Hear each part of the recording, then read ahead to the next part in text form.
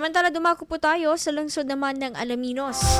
Nakatakdang isagawa ng Department of Social Welfare and Development ang pamamahagi ng social pension sa lungsod para sa mga benepisyaryong senior citizen ngayong November 18 hanggang 19, Martes at Miyerkules, saklaw ng nasabing payout ang Ikatlong Kwarter ng taon mula Hulyo hanggang Setyembre. Gaganapin ang distribusyon sa kanilang barangay o sa mga covered court na itatalaga para sa aktibidad.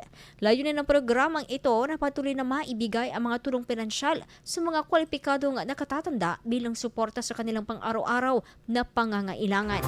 Pinapaalalahanan ng lahat ng benepisyaryo na kunin ang kanilang social pension sa tinakdang petsa at oras. Hinihikayat din silang makipag-ugnayan sa kanilang barangay officials at BASCA presidents upang malaman ang mga kinakailangang dokumento na dapat dalhin sa araw ng payout. IFM News. IFM News. IFM.